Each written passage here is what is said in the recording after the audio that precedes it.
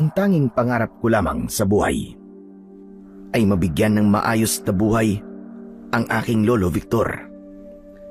Pero hindi ko akalain na isang anting-anting ang magdadala ng malaking pagbabago sa aking buhay. Ako si Victor, 27 taong gulang na naninirahan sa isang baryo na matagal nang ginagambala ng isang aswang. Ako ang nag-iisang electrician sa aming baryo. Kaya sa tuwing merong may problema sa linya ng kuryente o kahit sirang gamit na gumagamit ng kuryente, ay ako ang palaging tinatawag para mag-ayos. Nag-aral ako ng vocational course at doon ko natutunan ang lahat ng kaalaman ko sa pagiging electrician. Noon ay balak kong magtrabaho sa Maynila, pero nang biglang nalagyan ng linya ng kuryente ang aming baryo, ay napagtanto ko na mas kailangan ako sa aming lugar. At dahil sa ako lang ang electrician doon, ay wala akong magiging kakumpetensya. Pabor yun para sa akin, kasi kasama ko na ang aking lolo Victor. Tapos ay kumikita pa ako ng pera. Isang gabi, umuwi ako sa aming bahay. Galing ako sa bahay ng aming kapitan dahil pinaayos niya sa akin ang isang electrical outlet. Pagpasok ko sa bahay, ay nagulat ako nang may lumipad na tsinelas papunta sa akin. Mabuti na lamang at nagawa kong yumuko dahil kung hindi, ay sa mukha ko yun tatama. Ano't ganitong oras ka nang umuwi, ha, Erneng? Hindi ba't palagi kong sinasabi sa iyo na 6:00 pa lang ay dapat nandito ka na sa bahay? Lolo Victor naman, 6:00 talaga. Ano ko, bata? Wala ka talagang takot, hade. Mabuti sana kung walang aswang na sumasalakay dito sa baryo natin. Hindi mo ba narinig yung nangyari kay Waldo? Sandali lang siya lumabas ng bahay niya para umihi.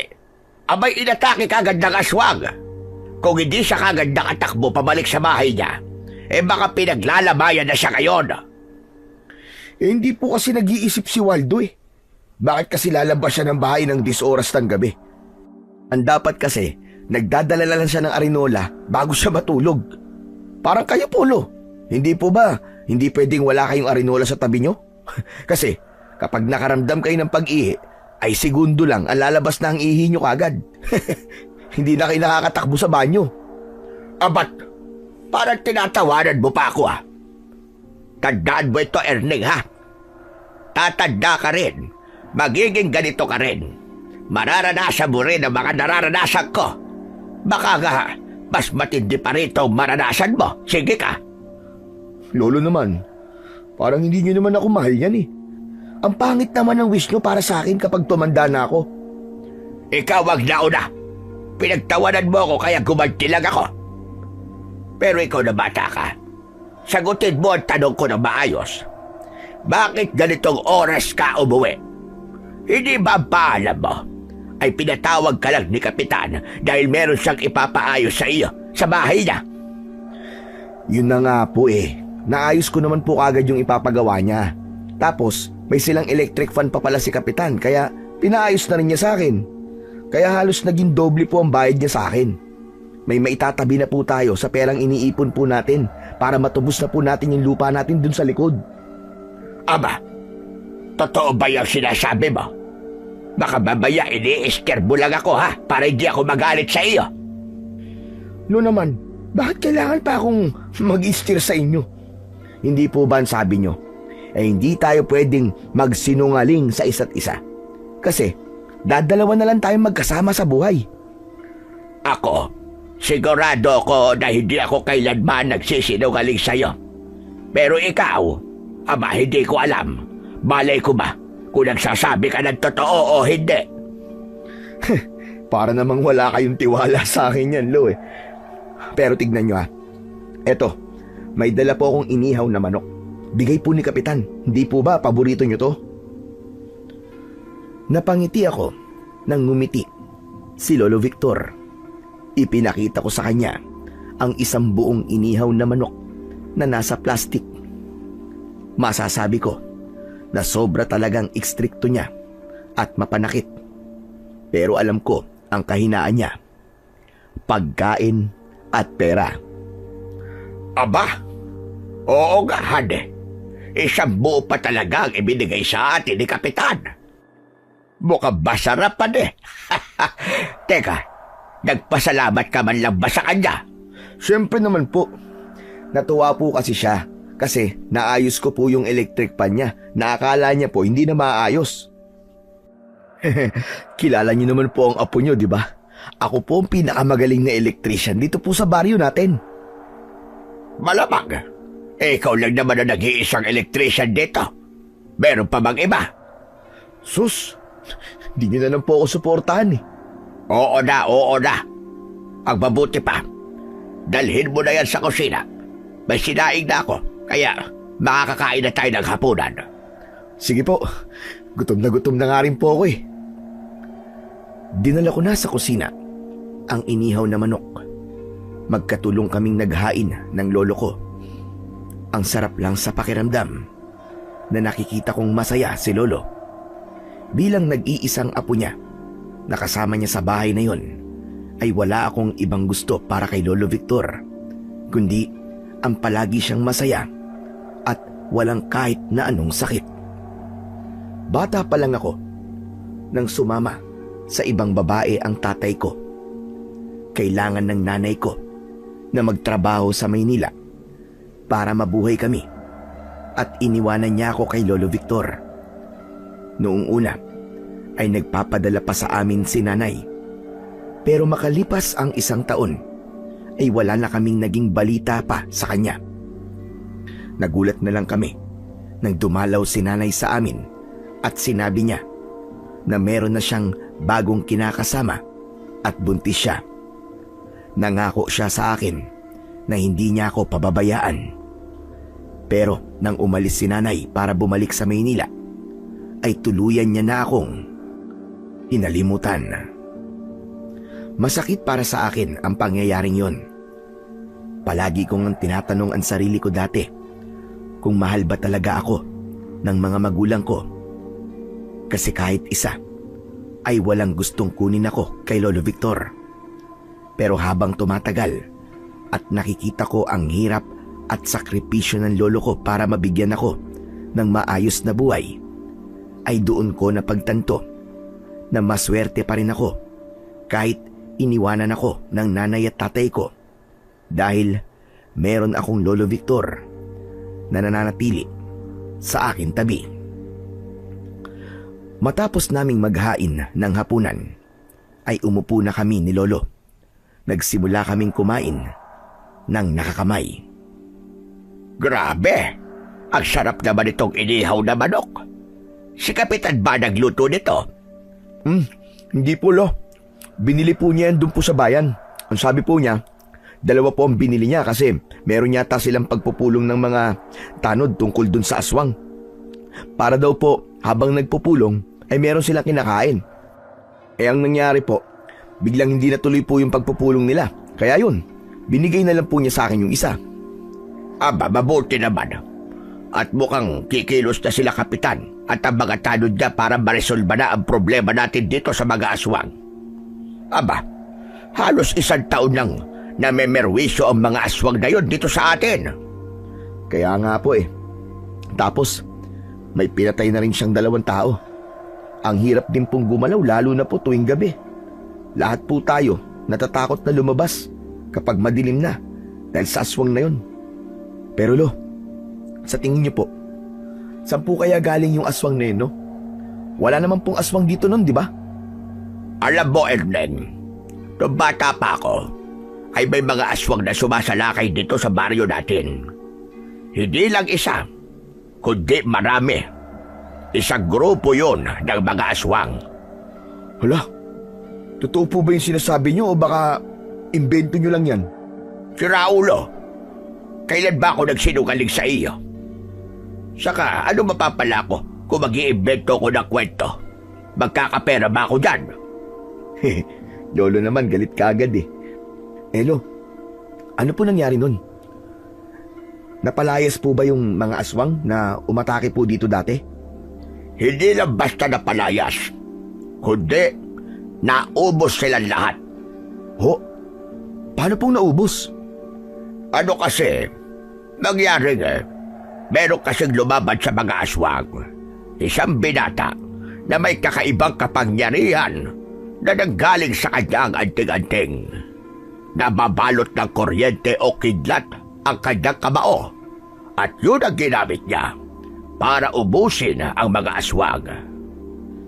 Hanip, parang ang hirap naman po maniwala sa kwento nyo, lo. Meron bang taong ganun na may kidlat sa kamao? Kung ayaw mo maniwala, ay wala akong pakialam. Basta, alam kong hindi imbento ang mga ikinuwento ko sa'yo. Sige na nga po. Kunwari naniniwala na ako sa inyo. Pero lo, nasan po yung binatang yun? Saka, sino po ba siya? Sa kasamaang palad, walang nakaalam kung sino ang binatang yon. Nang naubos na niya ang mga aswang, ay hindi na siya nagpakita sa aming lahat. Isa pa, walang nakaalam kung sino siya dahil sa tuwing nakikipaglaban siya sa mga aswang, meron siyang suot na kakaibang maskara. Ano pong klaseng maskara? Basta, kakaibang maskara. Hindi ko na matandaan at napakatagal ng panahon doon. Sa bagay, hindi na po ako magtataka kung nakalimutan nyo na kasi makakalimutin naman po talaga kayo eh. Ganyan po talaga kapag matanda na. Minsan nga po, hinahanap nyo yung salamin nyo sa mata kahit nakapatong lang naman nyo sa ulo nyo. Pero sana lo, bumalik siya dito sa atin, no? Para po, meron na ulit makikipaglaban sa mga aswang. Para kasing hindi naman kaya ni na kapitan at mga tanod na labanan yung mga aswang eh. Malabo nang mangyari ang sinabi mo. Nababalik siya rito. Bakit naman po? Malamang, napakatanda niya na ngayon. Hindi niya na kayang makipaglaban pa sa mga aswang. Pero sabi niyo po meron siyang anting-anting, di ba? Hindi po ba niya yung pwedeng gamitin para lumakas siya? Hindi naman porke meron kang anting-anting, habang buhay ka ng malakas. Walang silbi ang anting-anting kung mahina na ang katawan ng nagmamay-ari nito. Pero depende pa rin yan sa uri ng anting-anting. Wow! Kung makapagsalita po kayo ng ganyan parang ang dami niyong alam tungkol sa anting-anting, lo ah. Bakit, lo? Dati po ba kayong antingero? Hindi ko kailangan maging antingero para magkaroon ako ng kaalaman sa mga ganung bagay. Ay nako, kumain na ka lang tayo at hindi tayo mabubusog kung magkwekwentuhan lang tayo na magkwekwentuhan. Ipinagpatuloy na namin ni Lolo Victor ang aming pagkain. Pero hindi nawala sa isip ko yung binatang ikinuwento niya na nakipaglaban noon sa mga aswang. Napuno ako ng kuryosidad kung sino siya at bakit siya biglang nawala matapos niyang maubos ang mga aswang sa aming lugar. Kinabukasan ay muli akong pinatawag ng aming kapitan. Tuwang-tuwa ako nang sabihin niya na pamumunuan ko ang paglalagay ng ilaw sa plaza para sa nalalapit na fiesta. Aniya, magkakaroon doon ng perya kaya kailangan na merong maayos na ilaw. Sinabi rin niya na ako na ang bahalang kumuha ng 2 tao na makakatulong ko sa trabaho na yon. Malaking bagay na yon para sa akin dahil malaki-laki ang kikitain ko sa trabahong yon. Ang unang pumasok sa isip ko na kunin ay si Lolo Victor para 2 kaming kikita. Malakas pa naman siya kahit papano at sigurado ko na kaya pa niya ang ganung trabaho. Ang iniisip ko na lang ay kung sino pa ang isa na pwede kong kunin. Habang naglalakad ako pauwi sa bahay, ay napadaan ako sa isang sari-sari store. Nakita ko roon ang kaibigan kong si Waldo. Siya yung muntik ng mapatay ng aswang na napag-usapan namin ni Lolo nung nakaraang araw. May hawak siyang soft drinks na nakalagay sa plastic na may straw at isang malaking tinapay. Lumapit ako sa kanya nang nakita at tinawag niya ako. Wow, Hanep! Sarap ng buhay mo, hayahay ah. Patambay-tambay ka na lang ah. Parang hindi ka muntik nang mapatay ng aswang ah. Siyempre, ganito talaga kapag nasa abroad ang nanay, no? Naghihintay na lang ng padalang pera. Hanep, buti ka pa. Pero Chong, kumusta ka na pala? Siguro hanggang ngayon, natatakot ka na lumabas ng bahay para umihi, no? Sinabi mo pa, kaya nga palagi nang may ironola sa ilalim ng papag ko eh. Bakit kasi nung nagpagawa si nanay ng banyo ay inihiwalay niya sa bahay namin? Anak ng tete ko, kailangan ko patuloy lumabas sa gabi kapag naiihi ako o kung ano paman. Magpasalamat ka na lang.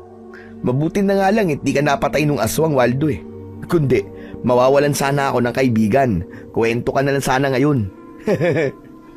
Grabe ka naman kung makapagsalita. Parang gusto mo na ako mamatay eh. Hindi naman sa ganun, Chong. Eh di kung napatay ka na nung aswang, wala nang manlilibre sa akin. Oo nga pala. May gagawin ka ba bukas? Parang hindi mo ako kaibigan at hindi mo pa ako kilala. Palagi naman ako may ginagawa. Kumakain, tumatambay, natutulog, o di kaya nakatulala. Siraulo talaga itong isang to. Ang ibig kong sabihin, kung may importante kang bagay na gagawin bukas. Ilinawin mo kasi. Bukas? Teka, isipin ko muna. Wala akong gagawin. Bakit mo tinanong? Walang Jo. Ang bilis sumagot ha. Hindi kasi ganito. Malapit na ang piyesta dito sa atin, di ba? Ngayon, binigyan ako ni Kapitan ng trabaho. Ako maglalagay ng mga ilaw sa plaza kasi doon magtatayo ng perya. Ang sabi sa akin ni Kapitan, ako na raw ang bahalang kumuha ng 2 tao na makakatulong ko. Kasi hindi ko yung kaya na mag-isa lang, di ba? Naisip ko na yung isa ay si Lolo Victor. O ano, baka gusto mo ng racket. Ikaw na lang ang kunin ko para dun sa kulang pang isa. Ako? Ako talaga, Erning, pagtatrabahuhin mo? My God, hindi ko na kailangan magtrabaho. Nasa abroad ang nanay ko, no? At siya nagpapadala sa akin ng pera. Saka ano namang alam ko sa paglalagay ng ilaw? Tutulungan niyo lang naman ako ni Lolo eh. Saka, ayaw mo bang maranasan na kumita ng pera na mula sa pinaghirapan mo? Mahirap yan palagi ka nalang umaasa sa nanay mo, Chong. Maganda nga yun eh. Para hindi ako pagod, di ba? Hindi ka nga pagod, pero yung nanay mo sa abroad ang sobrang napapagod na. Chong, eto ha, payong kaibigan lang. Dapat kasi kahit nasa abroad ang nanay mo at nagpapadala ng pera sa'yo ay kumikilos ka rin. Dapat ay meron ka rin pinagkakakitaan kahit paano para meron kang naitatabi. Saka Chong, hindi ka na bata, ano ka ba? Dapat marunong ka nang magbanat ng buto mo. Paano kung wala na sa abroad ng nanay mo? Sige nga. Paano kung umuwi siya rito na walang pera? Alangan namang matapos magpakahirap ang nanay mo sa abroad eh. Siya pa rin na magtatrabaho para sa inyo. Maganda na may karanasan ka na sa pagtatrabaho. Ako na nagsasabi sa iyo, Chong. Tignan mo, sa susunod, pasasalamatan mo ko pagdating ng araw. Oo na. Kasama na ako sa'yo bukas. Ang dami mo na ba sinabi ka agad? Daig mo pa nanay ko kung manermon ka eh. Nagsasabi lang naman ako sa'yo. O ano, ayos. Pumayag ka na. Hindi ko na problema kung sino yung isang kulang na makakasama ko bukas sa trabaho. O paano, Chong? Magkita na lang tayo bukas sa plaza ha? Dapat 8:00 ng umaga, nandun ka na. Ano? Bakit naman ganun kaaga? Huwag ka na magtanong at magreklamo basta pumunta ka na lang sa plaza ng ganung oras. Natatawang tinapik ko ang balikat ni Waldo at saka ako umalis. Masaya ako dahil wala na akong problema sa 2 tao na makakatulong ko sa paglalagay ng ilaw sa plaza. Pagdating ko sa bahay namin ay naabutan ko si Lolo Victor na nakabihis at mukhang meron siyang pupuntahan. Oh, Lo, bihis na bihis po yata kayo. Saan po ang punta nyo? Inimbitahan ako ng kaibigan ko sa kabilang baryo kasi ikarawan niya ngayon. Kaya, hindi na ako rito magtatanghalian. Ganun po ba? Sige ho, basta't mag-iingat lang po kayo. Saka huwag niyo pong kalilimutan na ipagbalot ako ng pansit at lumpiang Shanghai ha. Siyempre naman, kilala mo ako no? Pagdating sa pagbabalot ng pagkain, ay dyan mo ako maaasahan. O sige na, aalis na ako. Ikaw na muna ang bahala rito sa bahay ha. Sige po lo, ako na pong bahala. Ay lo, oo nga pala. Baka makalimutan ko eh. Kinausap po kasi ako ni Kapitan. Ang sabi po niya, ako daw po maglalagay ng mga ilaw sa plaza para po sa perya. Oo nga malapit na nga pala ang piyesta dito sa atin. Maganda yan. At para meron tayong panghanda sa piyesta. Yun na nga po lo eh. Ang sabi po kasi sa akin ni Kapitan, kumuha daw po ako ng 2 tao na makakatulong ko. Si Waldo po yung isa. Tapos naisip ko po na kayo po yung kunin kong isa para 2 po tayong kikita. Aba, hindi ko tatanggihan yan po. Sayang din nakikitain natin dyan. Kailan pala tayo maglalagay ng ilaw sa plaza? Bukas po ng alas 8 ng umaga. O sige. Isama mo ko dyan O paano? Paalis na talaga ako at baka maubusan pa ako ng handa doon. Matapos yun, ay umalis na si Lolo Victor. Kapag may mga ganong pupuntahan ang lolo ko, ay hinahayaan ko lang siya. Alam ko kasing masaya siya kapag kasama niya ang mga kaibigan niya. Sandali akong humiga sa papag dahil wala akong maisip na gagawin. Balak ko sanang matulog pero napansin ko ang mga gamit namin na wala sa ayos. Mukhang hindi nakapaglinis at nakapag-ayos dito si Lolo kasi may lakad siya. Nako, kailangan ko tong ayusin at siguradong magagalit yon kapag bumalik siya at makalat dito sa bahay. Dahil wala naman akong gagawin, ay naisipan kong maglinis na lang ng bahay. Sinimulan ko sa pagwawalis at pag-alis ng mga agiw sa kisame at sa mga sulok-sulok. Sunod kong ginawa ay ang pag-aayos ng mga gamit. Itinabi ko ang mga gamit ni Lolo na nasa sahig. Naku, nakalimutan kong walisan yung ilalim ng papag. Muli kong kinuha ang walis at saka ako yumuko para walisin ang ilalim ng papag. Pero napakunot ang noo ko nang may nakita akong pulang tela doon. Sinungkit ko yun gamit ang walis. May kulay itim na tali na nakaikot sa pulang tela at nang kapain ko yun ay merong matigas na bagay sa loob. Napuno ako ng kuryosidad ng mga sandaling yon. Gusto kong malaman kung ano ang nasa loob ng pulang tela. Tinanggal ko ang itim na tali. Nang buksan ko ang pulang tela, ay tumambad sa aking paningin ang isang kwintas na ang palawit ay hugis triangulo na may nakaukit na mga simbolo na wala akong ideya kung ano ang ibig sabihin. Sa hula ko ay gawa sa pilak ang palawit ng kwintas. Pinagmasdan ko ng mabuti ang kwintas at inilagay ko pa yon sa aking palad. Kay Lolo Victor ba to? Bakit parang hindi ko nakikita na suot niya to? Pero maganda ang kwintas na to Parang ang astig ko sigurong tignan kapag suot ko to. Hindi ko alam ng mga sandaling yon. Pero habang pinagmamasdan ko ng matagal ang kwintas, ay may kung anong hindi maipaliwanag na enerhiya ang humihila sa akin sa kwintas na yon. Pakiramdam ko ay nahihipnotismo ko at tila wala sa sariling isinabit ko ang kwintas sa aking leeg. Parang wala lang na ipinagpatuloy ko ang paglilinis at pag-aayos sa aming bahay.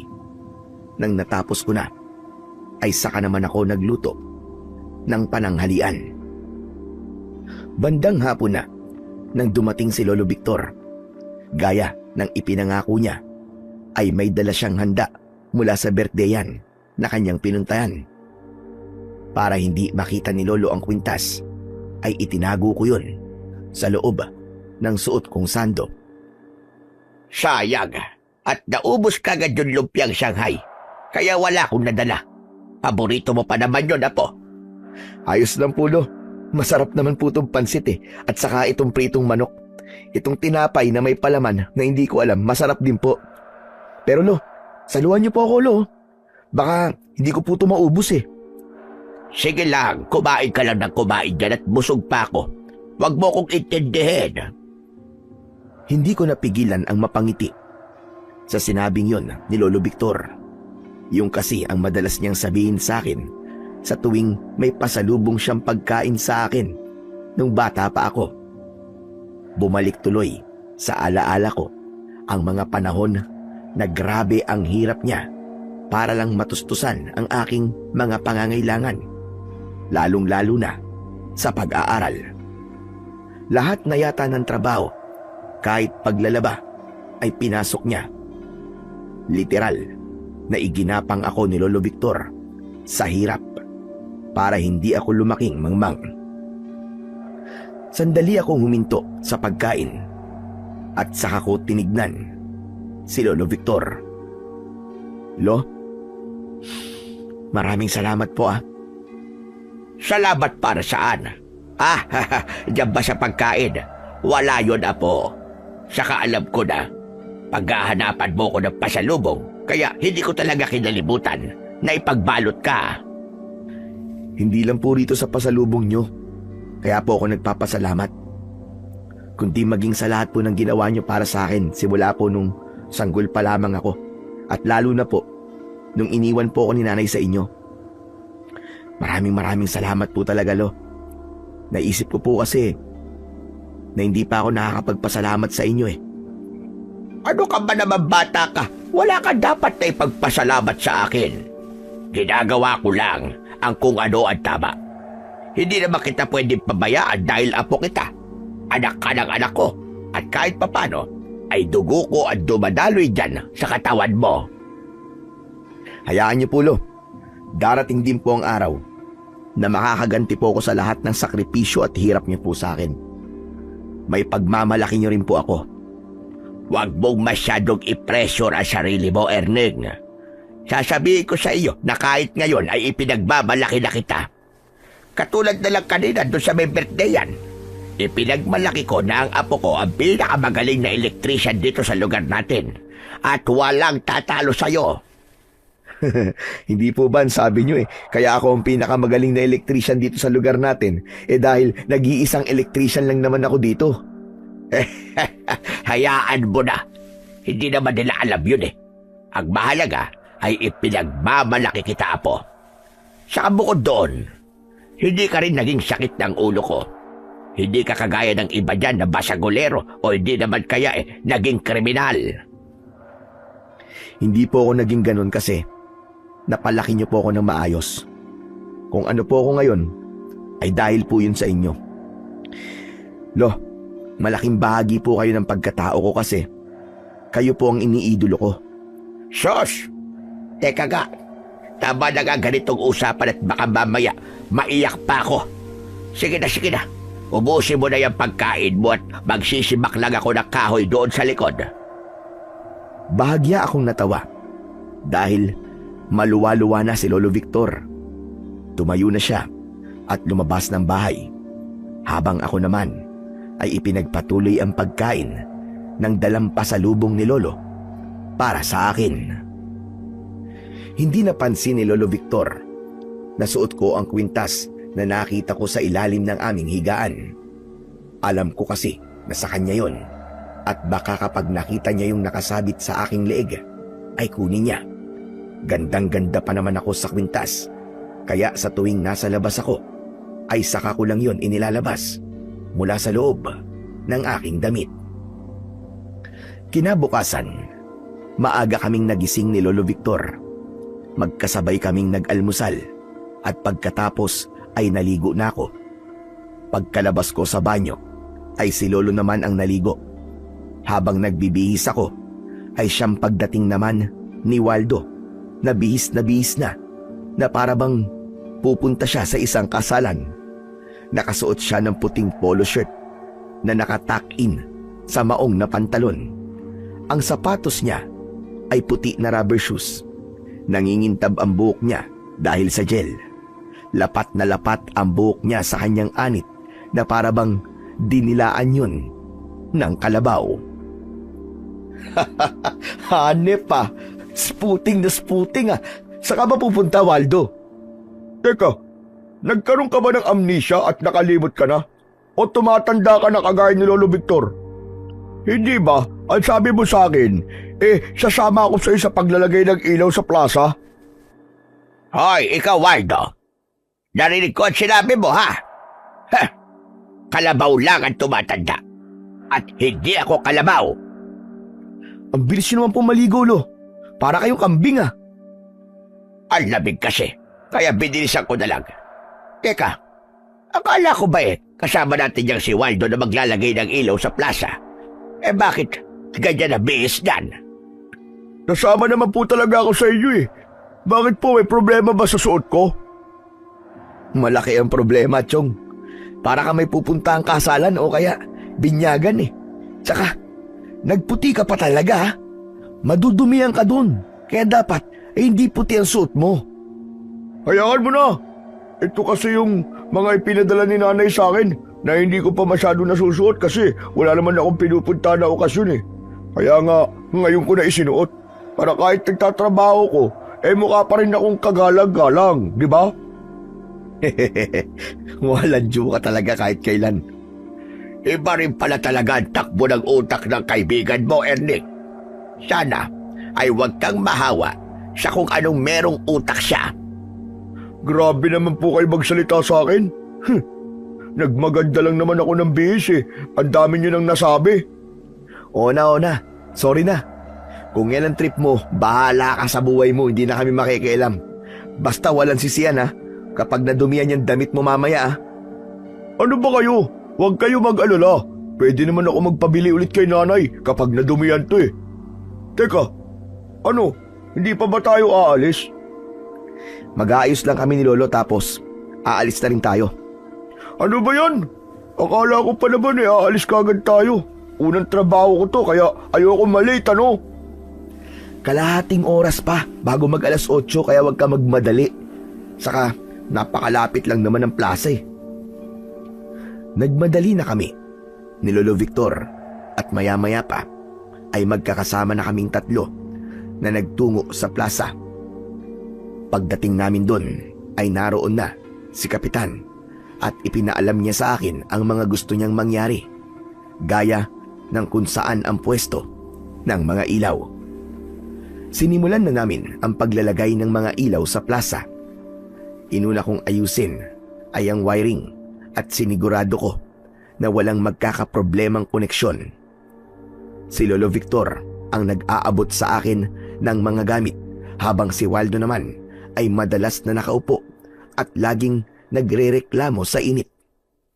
Sinisilip ko ang bawat dugtungan ng mga kable at iniingatang hindi magsobra ang load sa bawat linya para hindi mag-trip ang fuse kapag sabay-sabay nang umilaw ang mga ilaw. Hindi nagtagal ay natapos na kami. Pero para masiguro ko na wala kaming magiging problema, ay mag-isa kong chinek ang bawat linya ng kuryente hanggang sa nakita ko ang isang bahagi ng kable na nabalatan. Kumuha ko ng electrical tape at isang upuan. Umapak ako sa upuan upang balutin ng electrical tape ang nabalatan na bahagi ng kable. Pero sa hindi inaasahang pangyayari ay nawalan ako ng balanse. Ang unang naging reaksyon ng katawan ko ay ang maghanap ng mahahawakan. Sa pagkakataranta ko ay nahawakan ko ang nabalatan na parte ng kable. Napapikit ako dahil inasahan ko na makukuryente ako. Pero nagtaka ako dahil hindi yun nangyari. Agad akong bumitaw sa kable at hinayaan kong bumagsak ako sa lupa. Nagmamadali at nag-aalalang lumapit sina Lolo Victor at Waldo sa akin. Tinulungan nila akong makatayo. Tinignan ko ang kamay ko, pero kahit konting pinsala ay wala akong nakita. Chong, ano nangyari sa'yo? Wala naman dagat dito pero dumadive ka. Nawalan ako ng balanse. Nakasaksak ba yung linya ng kuryente? Oo, hindi ba sabi mo i-check mo yung linya at pagkatapos bubuksan natin yung mga ilaw? Ayos ka lang ba, Apo? Hindi ka ba nakuryente? Nakita ko kasi na napahawak ka sa kable. Ayos lang naman po ako, Lo. Hindi nga po ako nakuryente. Pwede po bang pahawak ng upuan at aayusin ko lang po yung nabalatan na kable? Hinawakan ni Lolo Victor ang upuan at saka ako muling sumamparoon. Habang inaayos ko ang nabalatan na kable ay hindi ko maiwasang magtaka kung bakit hindi ako nakuryente. Matagal na akong electrician at alam ko na kahit sandali mo lang mahawakan ang live wire ay makukuryente ka na at baka nga ikamatay mo pa yun. Pero nakapagtataka na kahit konting kuryente ay wala talaga akong naramdaman. Nang masiguro namin na maayos na ang mga ilaw at linya ng kuryente sa plaza, ay tinawag na namin si Kapitan. Ipinakita namin sa kanya ang aming ginawa at natuwa naman siya. Inabot na rin niya sa amin ang aming sahod at hinati ko yon sa aming tatlo. Wow! Ang sarap pala talaga sa pakiramdam na nakatanggap ka ng sweldo. Sabi ko naman sa'yo, di ba? Saka, mas masarap sa pakiramdam na mas marami kang ipinahinga at inireklamo kesa sa pagtatrabaho. Hayaan mo na. Unang beses ko pa lang naman itong nagtrabaho Saka, ayoko magkikikilos kasi baka madumihan tong damit ko Babawi na lang ako sa isa susunod, Chong. Basta kapag kailangan mo ulit ng katulong sa trabaho ako na lang ang kunin mo O siya, sige, uuwi na pala ako. Ang lagkit na ng pakiramdam ko Kailangan ko na maligo. Hinayaan ko nang umalis si Waldo. Napapailing na lang ako habang sinusundan siya ng tingin. Mukhang ba tututo na si Waldo na magtrabaho? Sana nga po, Lo. Pinaramdam ko talaga sa kanya ang pakiramdam na sumahod matapos na magtrabaho. Hindi kasi maganda na palagi siyang umaasa sa nanay niya lalo na't hindi naman na siya bata at malakas naman ang pangangatawan niya. Maganda yang may pakialam ka sa kaibigan mo. Pero ayos ka lang ba talaga, Erning? Hindi ka ba talaga nakuryente kanina? Hindi nga po, Lo. Sa ako nakuryente ako, malamang nangingitim na tong buong kamay ko. Pero tignan niyo po, normal lang naman. Nag-alala talaga ako sa'yo kanina. Sa paningin ko kasi, nahawakan mo yung nabalatan na parte ng kable. Siguro nagkamali lang ako ng tingin. Nagkamali po talaga kayo ng tingin. Tara na po, Lo. Pumunta na po muna tayo sa palengke para makabili po tayo ng pang-ulam natin mamaya. Habang naglalakad kami ni Lolo papunta sa palengke, ay patuloy ko pa ring iniisip ang nangyari sa akin kanina. Hanggang sa sandaling yun, ay inaanilis ako pa rin kung bakit hindi ako nakuryente. Pakiramdam ko tuloy ay masisiraan na ako ng bait sa labis na pag-iisip. Pagdating namin sa palengke, ay namili na kami ni Lolo Victor ng pang-ulam namin para mamayang tanghali at gabi. Nagkasundo kami na adobong manok ang lutuin. Bumili na rin kami ng bigas at saging. Palabas na kami ng palengke nang napansin namin na biglang nagkaroon ng kaguluhan sa unahan namin. Isang matandang babae ang sumigaw na ninakaw ang kanyang bag. Hindi ko alam, pero sa kabila ng napakaraming nagkukumpulang mga tao, ay nakita ko ang isang lalaki na tumatakbo, na dala ang isang itim na bag. Sa kanya pumukus ang aking mga mata. Agad kong ibinigay kay Lolo ang mga dala ko. Lo, kayo nga po muna magdala nitong mga pinamili natin. At bakit naman? Anong gagawin mo, Apo? Hahabulin ko lang po yung magnanakaw. Huwag ka nang makialam doon. At baka mamaya kung mapano ka pa. Hindi ko pinakinggan si Lolo Victor. Hindi ako nag-isip pa at agad ko siyang hinabol. Hinawi ko ang mga tao at nagtaka ko dahil kakaiba Ang bilis ng aking pagtakbo. Nang malapit na ako sa snatcher, ay sinigawan ko siya. Hoy! Tumigil ka! Ibalik mo yung bag! Lumingon ang snatcher at doon ko lang nakita na may dala pala siyang patalim. Nang naabutan ko siya sa kanto ng tindahan ng gulay, ay agad siyang sumugod at inundayan ako ng saksak. Naging sunod-sunod ang pagtatangka niya na saksakin ako, pero mabilis kong naiwasan ang lahat ng pag-atake niya. Nang nakahanap ako ng pagkakataon, ay sinuntok ko siya sa dibdib. Nang lumapat ang kamao ko sa dibdib ng snatcher, ay naramdaman ko ang pag-init ng kwintas na suot ko at biglang naglabas ng kuryente ang aking kamao. Tumalsik ang snatcher na parabang tinamaan siya ng malakas na boltahe ng kuryente. Nangingisay siyang bumagsak at agad na nawalan ng malay. Hala! Ano nangyari? Bakit parang may lumabas na kuryente sa mga kamay ko? Napapitlag ako ng malakas na nagsigawan sa tuwa ang mga tao at mayroon pang pinalakpakan ako. Naguguluhan kong kinuha yung bag at nang dumating ang matandang babae na may-ari nun, ay mangiyak-ngiyak siyang nagpasalamat sa akin. Nais pa sana akong bigyan ng pabuya ng matandang babae, pero tinanggihan ko yun at sinabi ko na sapat na sa akin na nabawi na niya ang bag niya mula sa magnanakaw. Matapos ang lahat, ay umuwi na kami ni Lolo Victor sa bahay. Umupo ako sa may sala habang nakatulala. Tinignan ko ang aking kamao. Nadagdagan na naman ang dahilan kung bakit ako nagtataka. Sa loob lang kasi ng isang araw, ay marami nang nangyari sa akin na hindi ko kayang ipaliwanag. Nagulat ako nang biglang tumabi sa akin si Lolo Victor at nakangiti niyang tinapik ang aking balikat.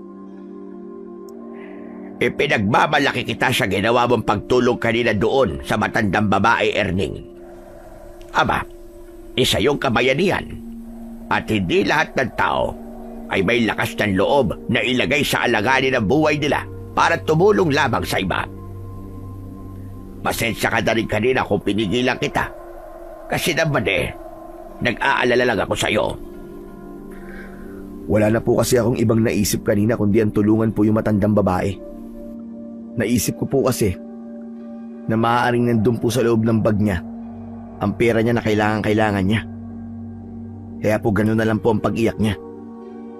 Pero anong ginawa mo? Bakit nawala ng malay yung snatcher na yon? Tapos para bang nangingisay pa siya? Sa totoo lang, Lo, hindi ko po talaga alam eh. Siguro, sa labis po na kagustuhan ko matulungan po yung matandang babae, ay nailabas ko po ang lahat ng lakas na meron ako. Kaya nga po ako hindi makapaniwala na magagawa ko siyang patumbayin sa pamamagitan lamang ng isang suntok. Minsan talaga ay nangyayari ang ganyan. Ang importante ay hindi ka nasaktan at nagawa mo pang makatulong sa iba. Matipid kong nginitian si Lolo Victor. Hindi ko ipinahalata sa kanya na naguguluhan pa rin ako. Hindi ko masabi sa kanya na may lumabas na kuryente sa kamay ko dahil hindi ko alam kung papaniwalaan niya ako pagdating sa bagay na yon.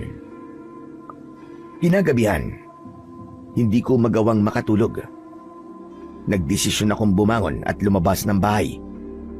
Umupo ako sa upuan na nasa harapan ng aming bahay at doon ko'y pinagpatuloy ang aking pag-iisip sa mga nangyari sa maghapon. Pilit kong inisip ang kasagutan sa mga kakaibang nangyayari sa akin dahil alam kong hindi ako matatahimik hanggat gumugulo ang bagay na yon sa aking utak. Hanggang sa isang bagay ang aking napagtanto. Mabilis kong hinubad ang aking kwintas na nakasabit sa leeg ko at tinignan ko yon. Hindi kaya ikaw ang dahilan kung bakit ako nakuryente at may lumabas na kuryente sa kamao ko? Simula kasi nang isuot kita, ay saka naman nangyari ang lahat ng mga bagay na yun sa akin. Nang sandaling yon ay unti-unti akong nagkaroon ng hinala na hindi lang simpleng kwintas ang hawak ko. May kakaiba sa kwintas na yon at yun ang gusto kong malaman. Kinabukasan ay wala akong trabaho kaya nasa bahay lang ako habang si Lolo Victor naman ay nagpunta sa gubat para kumuha ng panggatong. Sasamahan ko sana siya pero aniya ay wag na at kaya niya na yung mag-isa. Habang mag-isa naman ako sa bahay ay naisipan kong makialam sa mga gamit ni Lolo Victor. Malakas kasi ang kutob ko na pagmamay-ari niya ang kwintas at baka may iba pa siyang gamit na maaaring maging sagot sa mga katanungan sa isip ko. Inuna kong tignan ang ilalim ng papag pero wala na akong nakitang ibang gamit doon. Sinunod kong tignan ang kahon kung saan nakalagay ang mga damit ni Lolo Victor. Maingat at isa-isa kong inalis ang mga damit niya. At nang naalis ko na ang mga damit na naroon, ay tumambad sa akin ang isang itim na tela na medyo may kakapalan. Iniladlad ko ang telang itim at doon ko nalaman na isa yung maskara na isinusuot sa buong ulo at ang tanging makikita lamang ay ang mga mata at ilong kapag suot yun. Bakit may ganito si Lolo? Dati ba siyang akyat bahay gang? Hanggang sa naisipan kong isuot yung maskara, hindi ako makapaniwala dahil saktong-sakto yun sa ulo ko. Nagulat ako nang narinig ko ang boses ni Lolo Victor sa may pintuan. Nakalimutan ko palang magdala ng sako kaya bumalik ako. Lumingon ako kay Lolo Victor at gulat na gulat siya nang makita niyang suot ko ang maskara na nakuha ko sa lalagyan niya ng mga damit. Malalaki ang mga akbang na lumapit siya sa akin. Hinubad ko ang maskara at marasyong inagaw ni Lolo Victor. Bakit ka nakikialam sa mga gamit ko? Lo, bakit po may ganyan kayong maskara? Huwag mong iniiba ang usapan. Ang tanong ko at sagutin mo. Nang sandaling yon, ay alam kong wala na akong ibang magagawa kundi ang sabihin kay Lolo ang totoo. Hinubad ko ang kwintas na nasa leeg ko at inabot ko yon sa kanya. Nanlalaki ang mga mata na kinuha niya yon sa akin. Anak-nag, pati ba naman ito? Pinakialaman mo rin. Hindi ko naman po sinasadyang makita ang kwintas na yan eh. Naglilinis po ako noon dito nang nakita ko po yan sa ilalim po ng higaan natin. Lolo Victor, ano po ba ang kwintas na yan? Sa tingin ko po kasi, Lo, yan po ang dahilan kung bakit hindi po ako nakuryente nung nahawakan ko po yung nabalatang kable.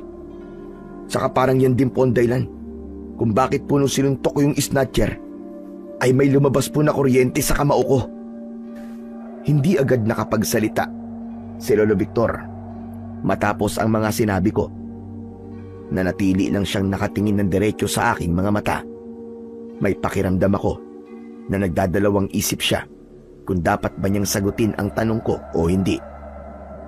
Hanggang sa hindi malamang dahilan ay naalala ko bigla ang ikinuwento noon sa akin ni Lolo Victor tungkol sa binatang nakipaglaban noon sa mga aswang. Naalala ko na nakamaskara ang binatang yun. Nanlaki ang mga mata ko sa realisasyong nabuo sa isip ko. Teka, Lo, huwag niyo pong sabihin na kayo po yung binatang nakipaglaban nun sa mga aswang. Kayo po yung ikinikwento niyo sa akin na binatang nakamaskara. Mukhang wala na akong magagawa, kundi ang aminin sa'yo ang totoo. Tama ka, Apo. Ako nga ang binatang yon. At ang maskara na ito, ang ginamit ko para walang makakilala sa akin. Ayoko kasi na mga mabuhay na mga mahal ko sa buhay kapag nalaman ng mga aswang kung sino ako. Alam ko ng mga taong mahalaga sa akin, ang babalikan nila kapag nagkaroon sila ng pagkakataon. At ang anting-anting naman na ito ang nagbibigay sa akin ng kakaibang kapangyarihan. Kung ganun ay tama nga po ako, Lo. Ang kwintas na po yan ang may kagagawan kung bakit hindi po ako nakuryente at kung bakit po may lumabas na kuryente sa kamao ko. Ngayon ko lang po nalaman na isa po pala yung anting-anting. Tama ka. Ang anting-anting na ito ay ibinigay sa akin ng isang ermitanyo na tinulungan ko noon. Haniya ay naramdaman niya na mabuti ang kalooban ko at ako ang karapat-dapat na magmay-ari nito. Kakaiba ito sa ibang mga anting-anting. Bakit naman po? Dahil kailangan mo itong pakainin. Pakainin? Ano pong klaseng pagkain ang dapat na ipakain dyan? Hindi literal na pagkain, kundi kuryente. Kailangan itong pakainin ng kuryente para mabigyan ito ng kapangyarihan, lakas at proteksyon laban sa mga aswang ang may suot nito. At yun ang dahilan kung bakit may mga kakaibang nangyari sa iyo kanina. Ngayon ay sigurado na ako na nahawakan mo yung nabalatan na parte ng kuryente nung naglagay tayo ng ilaw sa plaza. Napunta sa anting-anting ang kuryenteng yon at yun ang dahilan kung bakit nang suntukin mo yung snatcher ay naglabas ng kidlat o kuryente ang kamao mo. Nung ginamit ko ito, ay kailangan ko pang magtungo sa bayan para mapakain ito ng kuryente. Dahil ng panahong yon, wala pa namang linya ng kuryente dito sa ating lugar. Grabe, Lo. Hindi po ako makapaniwala sa mga nalalaman ko ngayon. Pero alam ko pong totoo lahat ng sinabi nyo. Sobrang astig nyo po pala, Lo. Hindi ko po akalain na ang lolo ko ay naging bayani ng baryong ito. May tiwala ako sa iyo, Ernest. Kaya hinihiling ko na wag mo sanang sasabihin sa iba ang lahat ng nalaman mo ngayon sa akin. Lalo na ang kapangyarihan na meron ang aking anting-anting. Maaari kasi na pag-interesan ito ng ibang tao. At baka yun pa ang maging mitya ng buhay natin pareho. Ayoko ng magulong buhay. Yan ang tatandaan mo, Erneng. Huwag po kayong mag-alala, Lolo Victor. Kahit hindi niyo po yan sabihin sa akin, hindi ko po talaga ipagsasabi sa iba ang mga sinabi niyo sa akin. Pero Lo, kung meron po kayong ganyang anting-anting, bakit hindi niyo po labanan yung aswang na umaatake dito sa atin? Nagawa niyo nga pong ubusin nun ng napakaraming aswang, di ba? Isang aswang pa kaya? Gustuin ko ba na hindi na pwede? Masyado nang mahina ang aking katawan. Kahit makapangyarihan ang anting-anting na ito, ay mahihirapan na itong palakasin ang aking katawan. Ayokong ilagay sa alanganin ang buhay ko, lalo na't matanda na ako at bilang na ang taon na mabubuhay ako sa mundong ito. Gusto ko na lang na ilaan ang natitirang oras ko sa iyo. Ayokong mawala ka agad at gusto pa kitang makasama ng mas matagal. Parang maiiyak naman po ako sa sinabi niyo, Lo. Pero, Lo, naiintindihan ko po kung bakit ayaw nang bumalik sa pakikipaglaban sa aswang. Lo, ano po kaya kung ako na lang po makipaglaban sa mga aswang? Ibigay niyo na lang po sa akin yung anting-anting at saka yung maskara. Tumigil ka nga, Erneng. Hindi ako papayag na magkaroon ka ng napakabigat na tungkulin na hindi mo alam kung kailan matatapos. Mas makakabuti pa rin sa iyo ang magkaroon ng normal na buhay. Huwag mo nang bigyan ng problema ang sarili mo. Nagbibiro lang naman po ako, Lo eh. Masyado naman po kayong seryoso. Alam ko po na mahirap makipaglaban sa mga aswang kahit pa meron kang gamitin na anting-anting. Saka, wala po akong kaalaman sa mga ganyang bagay eh. Pagiging electrician lang po ang nalalaman ko. Mabuti naman at alam mo ang bagay na yan. Huwag mo nang pangarapin na gawin ang ginawa ko doon. Dahil ako na nagsasabi sa iyo, hindi madali na ilalagay mo sa mga kamay mo ang kapakanan ng isang baryo. Tinanguan ko na lang ang sinabing yon ni Lolo Victor. Lumabas siya, nadala ang maskara at anting-anting.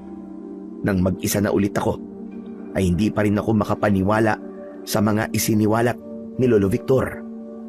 Mas lalo akong humanga sa kanya dahil minsan pala ay hinangaan siya ng mga tao sa aming baryo bilang isang bayani na nagligtas sa lahat laban sa napakaraming aswang.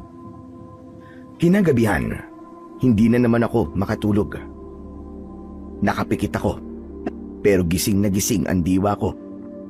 Hindi nagtagal ay naramdaman kong gumalaw si Lolo Victor sa tabi ko. Tinapik niya ang balikat ko, pero hindi ako gumalaw. Erding! Erding apo, gising ka pa ba? Hindi pa rin ako gumalaw. Nagtulog-tulugan ako at humilik pa ako kunwari para lang isipin ng lolo ko na tulog na ako. Naisip ko kasi na baka may ipapagawa siya sa akin at tinatamad na akong bumangon. Hindi nagtagal ay naramdaman kong bumaba sa higaan si Lolo Victor.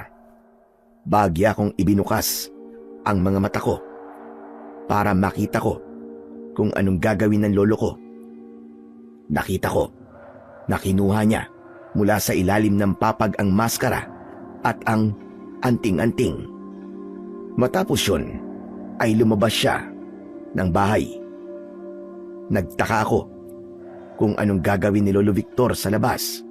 Tapos dala pa niya ang kanyang anting-anting at maskara. Pinakiramdaman ko ang tunog ng paglalakad ni Lolo sa labas at napagtanto ko na papunta siya sa likod ng bahay. Marahan akong naglakad papunta sa kusina at sumilip ako sa siwang ng dingding. Mula roon ay nakita ko si Lolo Victor na kinuha ang pala at nagsimula siyang maghukay sa tabi ng puno ng kamyas. Mula sa bulsa niya ay inilabas niya ang isang plastik. Inilagay niya ang anting-anting at maskara sa plastik at sa kanya yon inilagay sa hukay. Nang tinatabunan niya na yon ng lupa, ay bumalik na ako sa higaan. Nang pumasok na si Lolo, ay mabilis akong pumikit at naramdaman ko ang paghiga niya sa tabi ko. Sa ginawang yon ni Lolo Victor, ay napagtanto ko na talagang tuluyan niya ng tinalikuran ang pakikipaglaban sa mga aswang. Ako ang nakaramdam ng panghihinayang dahil masyadong makapangyarihan ang anting-anting niya para hindi yun magamit sa pakikipaglaban sa kasamaan. Kinaumagaan, habang nag-aalmusal kami ni Lolo Victor, ay napansin ko ang pagiging tahimik niya. May hinala ako na iniisip niya ang ginawa niyang pagbaon sa kanyang anting-anting at maskara. Maya-maya pa ay dumating si Waldo na may dalang isang plastik na may laman na mga delata. Oh, magandang umaga, Waldo. Hanep pa, mukhang dumating na naman ang padala ng nanay mo ah. Oo, kahapon lang. Kaya dinalan ko kayo ng mga imported na delata. May corned beef, luncheon meat, tsaka kung ano-ano pa. Yung mga damit, nasa bahay pa eh. Pumunta na lang kayo ni Lolo Victor para makapamili kayo. Maraming magaganda dun. Ayos ah. Maraming salamat, Waldo ah. Talagang swerte ako na naging kaibigan kita. Aba, syempre naman. Swerte ka talagang kaibigan mo ako. Basta, kapag may racket ka, isasama mo ako ah. Ang sarap pala kasi sa pakiramdam ng sumisweldo. Ay, oo nga pala. Nakarating na ba sa inyo yung latest na balita dito sa atin? Hanep, kapag chismisan talaga, ang bilis mo rin no? Ano bang balita ang sinasabi mo? Grabe, umatake na naman pala yung aswang kagabi. Wala na si Aling Mona. Pinasok pala ng aswang yung bahay niya. Nagkataon na wala yung asawa niya kasi nagpunta sa Maynila. Naku, siguradong papalaw ng iyak yung asawa ni Aling Mona pagbalik niya. Biruin nyo, umalis siyang buhay sa Aling Mona tapos pagbalik niya patay na. Ano ba yan? Nakakaawa naman si Aling Mona. Ang bait pa naman nun. Nakakatakot na talaga dito sa atin. Sana kahit isa ay merong magkaroon ng lakas na loob na labanan yung aswang na yun. Parang hindi naman kasi natin maaasahan sina Kapitan at ang mga tanod niya kasi kahit sila takot din sa mga aswang eh. Sinabi mo pa, puro sila plano, pero wala namang gawa. Ang nangyayari tuloy nagkakanya-kanya tayo ng paraan para protektahan lang ang mga sarili natin. Mabuti na lang talaga at gawa sa semento ang bahay namin dahil kung hindi, naku po, madali ako mapapasok ng aswang doon. Kaya nga natatakot ako para sa mga kalugar natin na hindi konkreto ang bahay Gaya nitong bahay nyo. Kaya nga sana, merong maglakas ng loob na tugisin at patayin yung aswang na yun. Ang tagal na rin natin natatakot sa aswang Sino naman gagawa nun? Lahat naman tayo rito takot sa aswang Pero alam nyo ba?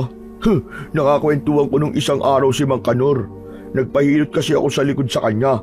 Nabanggit niya sa akin na dati pala ay maraming aswang ang sumasalakay dito sa lugar natin. Hindi pa yata tayo ay pinapanganak nang nangyari yun, Erning Tapos alam mo, sabi niya sa akin, may isang maskaradong binata daw na nilabanan yung mga aswang. Kaya lang, matapos na maubos ang mga aswang, di na siya nagpakita pa ulit. Nasaan na kaya siya ngayon Sana bumalik siya rito para tulungan tayo. Bigla akong natahimik sa sinabing yun ni Waldo. Pasimple akong tumingin kay Lolo Victor. Nang magtama naman ang mga mata namin, ay yumuko siya at nagkunwaring abala sa pagkain. Maya-maya pa ay umalis na si Waldo. Nang kami nilang dalawa ni Lolo Victor ang naroon, ay doon ko lang siya kinausap. Hanggang ngayon pala, ay naaalala pa rin ng mga tao ang kabayanihan mo, Lo. Grabe, no? Ang galing niyo talaga. Bakit mo sinasabi sa akin yan?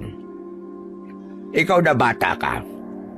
Diretsuhin mo na nga ako kung ano ba talaga ang gusto mong sabihin sa akin. Lo, sa sinabi kasi ni Waldo kanina, ay mukhang umaasa pa rin ng mga tao na magbabalik kayo para ipagtanggol kami roon sa aswang. Kayo lang po ang naiisip nila sa ngayon dahil alam nila na kayo lang po ang may kakayahan na harapin at patayin yung aswang. Pinag-usapan na natin yan. Sinabi ko na sa'yo na hindi ko na kayang makipaglaban pa sa mga aswang. Kahit pa isang aswang lang yon, ay mas malaki pa rin ang posibilidad na matalo ako at mamatay. Bakit na po? Gusto mo na ba akong mamatay, ha? Siyempre naman, Lo, hindi.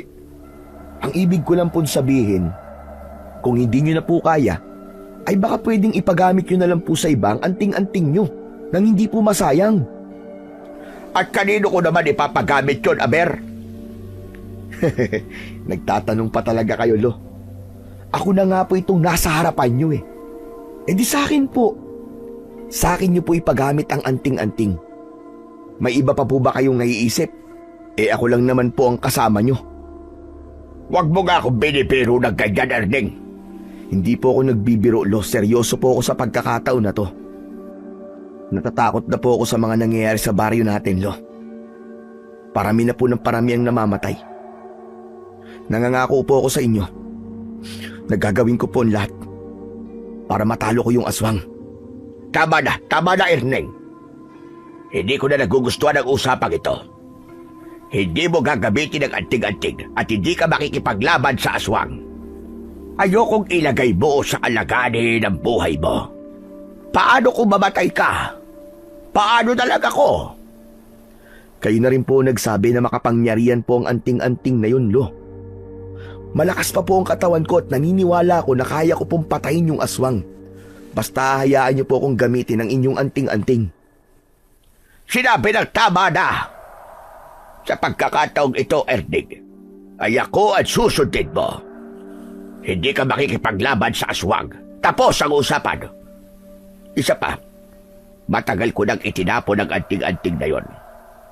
Kaya wag mo na akong pilitin sa gusto mong gawin. Gusto ko pa sanang pilitin si Lolo Victor sa gusto kong mangyari.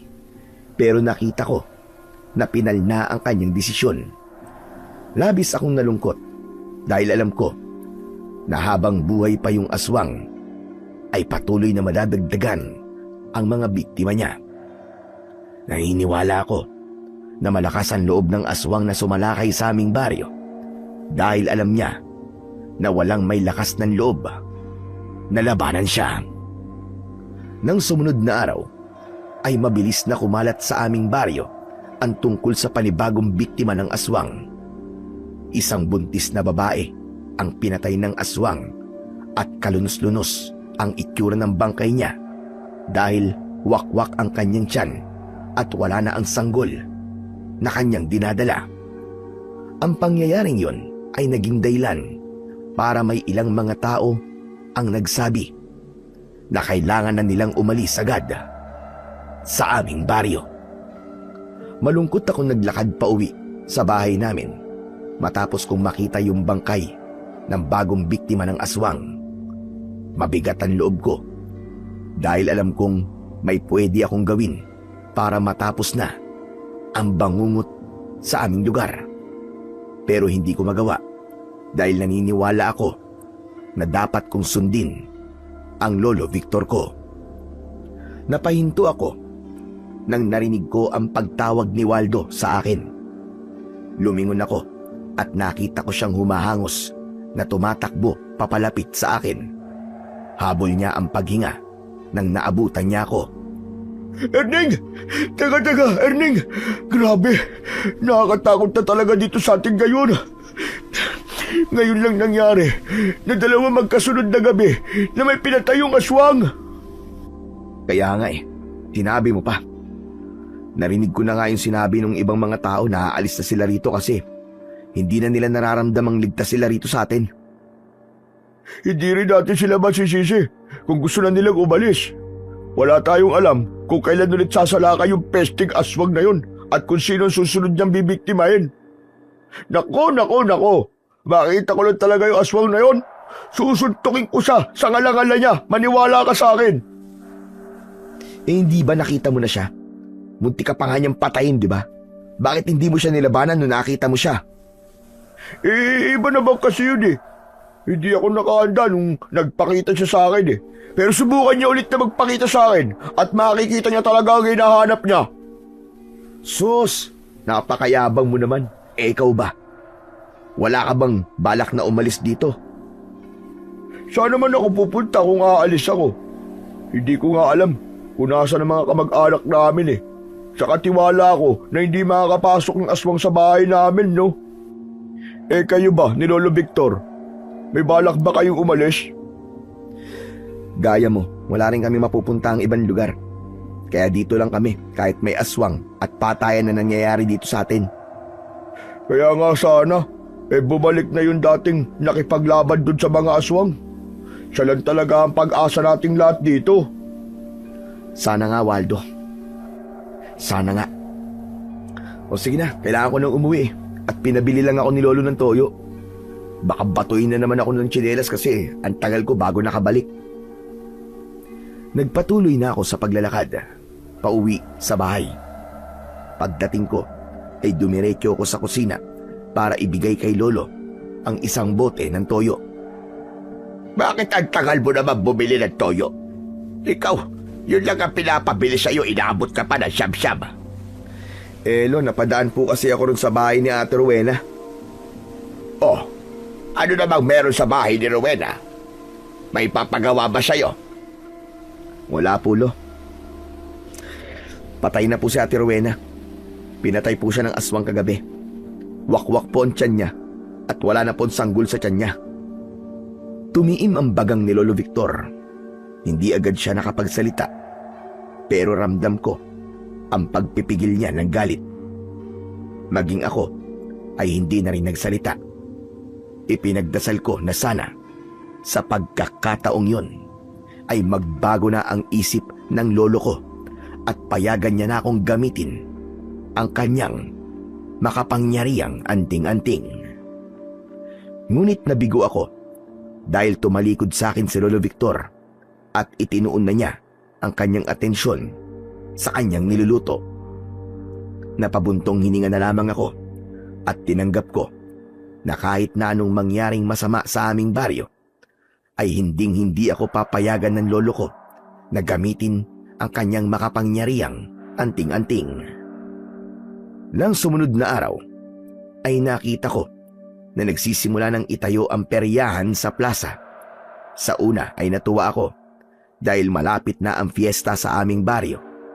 Pero nang naisip ko na hindi magiging masaya ang fiesta na yon para sa aming lahat dahil sa aswang, ay mabilis na naglaho ang kasiyahan ko. At alam ko na mas mahirap ang maging masaya para sa mga taong nawalan ng mahal sa buhay nang dahil sa pesteng aswang. Kinagabihan, hindi ko ulit magawang makatulog. Kahit na anong pwesto na ang gawin ko, ay hindi talaga ako dinadalaw ng antok. Hindi mawala-wala sa isip ko ang mga bangkay ng naging biktima ng aswang. Alam ko na matatapos lamang ang kaguluhan sa aming baryo kapag pinayagan na ako ni Lolo Victor na gamitin ang kanyang anting-anting. Hanggang sa isang ideya ang biglang pumasok sa utak ko. Pinagmasdan ko si Lolo Victor sa tabi ko at nang masiguro ko na malalim na ang kanyang pagtulog, ay tahimik akong bumangon at lumabas ng bahay. Hinukay ko ang anting-anting at maskara sa likod ng bahay. Matapos yun, ay nagtungo ako sa bahay ni Waldo. Kumatok ako ng malakas sa pinto. Hindi nagtagal ay bumukas ang ilaw sa loob ng bahay ni Waldo at pinagbuksan ako ng pinto. Pupungas-pungas pa siya at halatang naabala ko ang pagtulog niya. Oh, ano ba yun, Erning? Ano naman ginagawa mo rito ng ganitong oras? Pambira ka, oo. Ang imbing-imbing na ng tulog ko eh. Pinutol mo pa yung maganda kong panaginip. Pwede ba akong pumasok, Tol? I-check ko lang ang linya ng kuryente dito sa bahay mo. Ha? At bakit naman bigla mong naisip gawin niyang pambira ka? Ganitong oras pa talaga? Bukas na lang. Umuwi ka na at baka makasalubong mo pa yung aswang eh. Alam mo kasi, nanaginip ako kanina na may pumutok na kable rito sa bahay mo tapos nasunog tong bahay mo. Nakulong ka raw dito at natusta ka. Nag-alala lang ako sa'yo. Kaya kahit 10 oras, pinuntahan kita rito. Ito naman nagmamalasakit lang yung tao eh. Teka, totoo ba yung sinasabi mo? Oo nga, hindi ba minsan ang panaginip nagkakatotoo? Parang pangitain ba? Baka ngayon mangyari yung napanaginipan ko kaya mas mabuti nang makasigurado tayo na ligtas ka. O sige, pasok ka. I-check mo ang linya ng kuryente rito. Hindi ko pinangarap na matustanan dahil sa sunog, ano?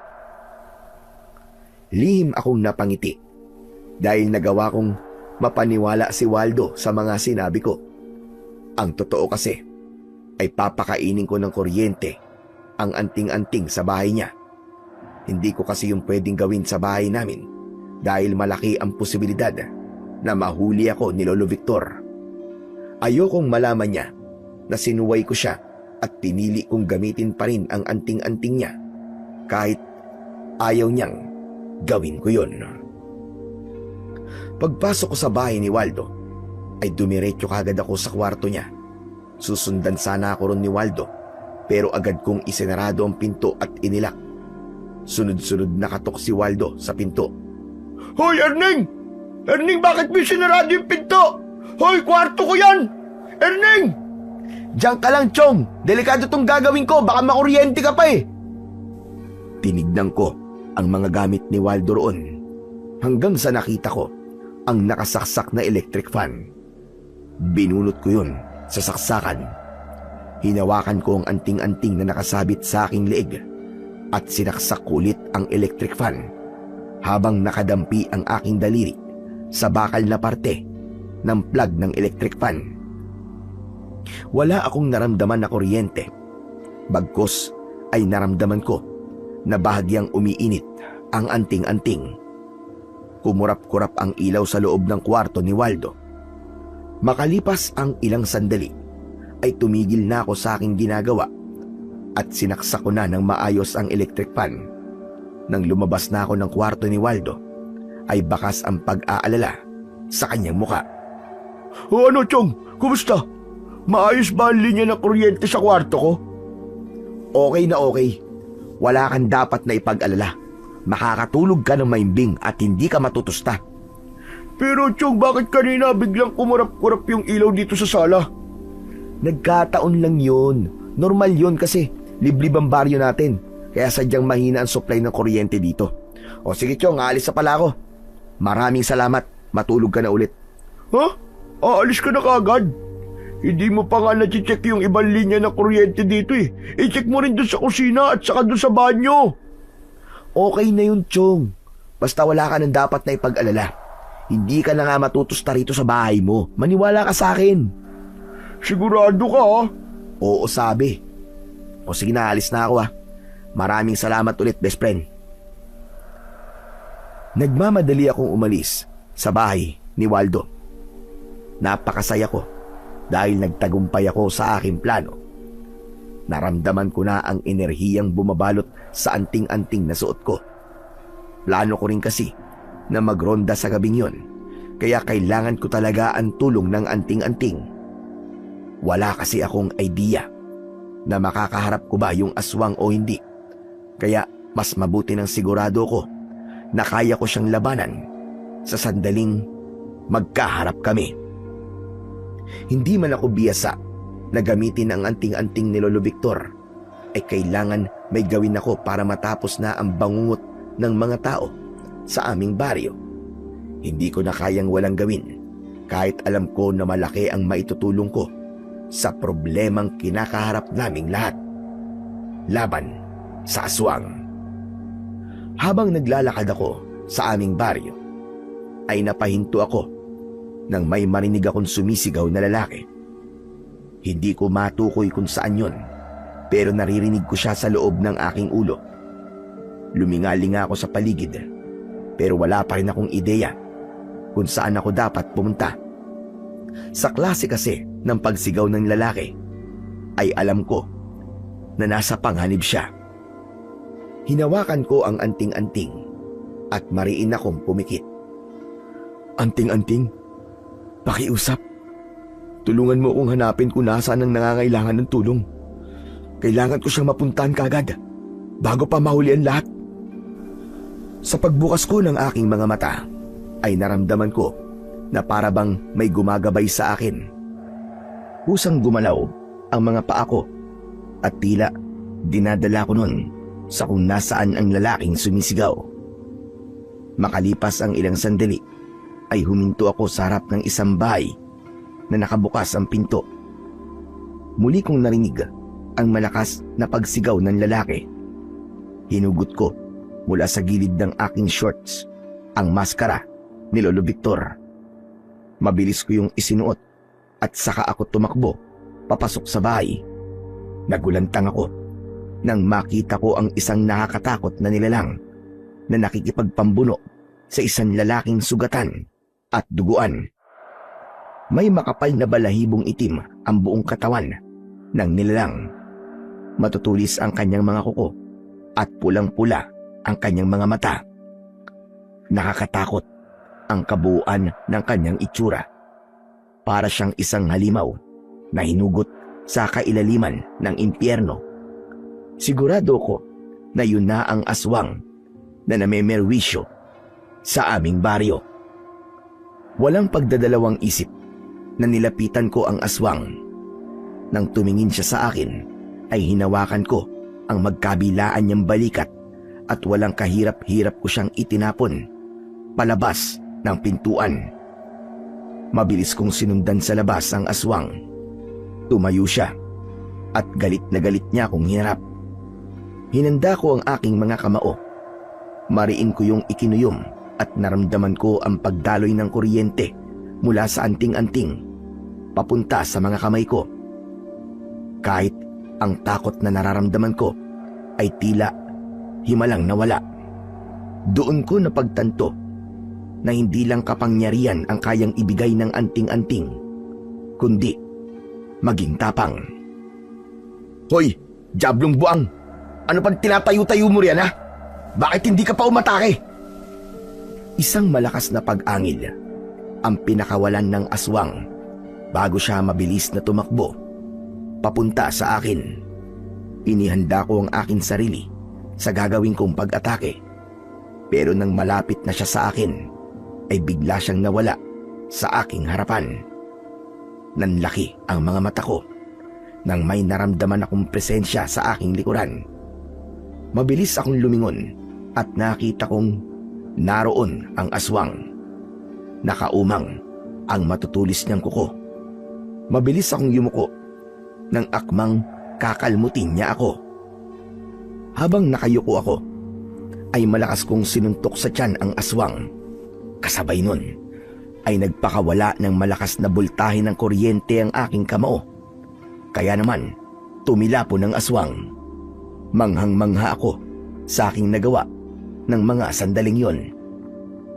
Marahang tumayo ang aswang habang bakas sa mukha niya ang labis na sakit. Ang buong akala ko ay muli siyang aatake sa akin, pero mabilis siyang tumakas at agad siyang nawala sa aking paningin. Grabe! Ang bilis naman mawala nun. Sayang! Mapapatay ko na sana siya. Biglang lumabas ang lalaking inatake ng aswang kanina. Nanlaki ang mga mata ko dahil puno siya ng dugo. Agad ko siyang nilapitan para alalayan. Umiiyak siyang nakiusap sa akin na dalhin ko siya sa ospital.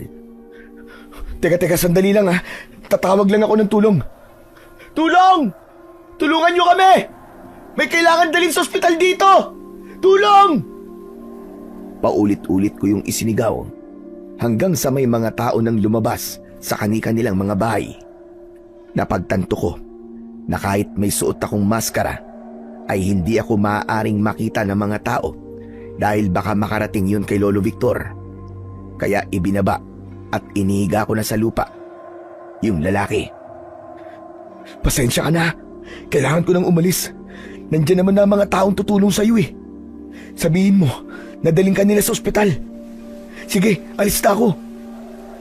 Habang papalapit sa amin ng mga tao, ay pinilit kong itago ang mukha ko sa kanila. Nagmamadali akong tumakbo palayo at hindi na ako lumingon pa. Hindi muna ako dumiretso sa bahay namin dahil baka mayroon pa ring nakasunod sa akin. Kung saan-saan ako nagpuntang parte ng aming baryo at nang masiguro kong wala ng tao sa paligid ko, ay saka ko inalis ang aking maskara. Hinubad ko rin ang anting-anting at inilagay ko yon sa aking bulsa. Hanggang sa naglakad na ako pabalik sa aming bahay. Pumunta muna ako sa likod upang muling ibaon kung saan ko kinuha ang anting-anting. Sinigurado ko na hindi mahahalata ni Lolo Victor na muli ko yung hinukay, kaya tinapaktapakan ko yung lupa para maging pantay yun. Tahimik akong pumasok sa aming bahay. Labis ang pasasalamat ko dahil maimbing pa rin natutulog si Lolo Victor. Humihilik pa siya at bahagya pang ang nakanganga.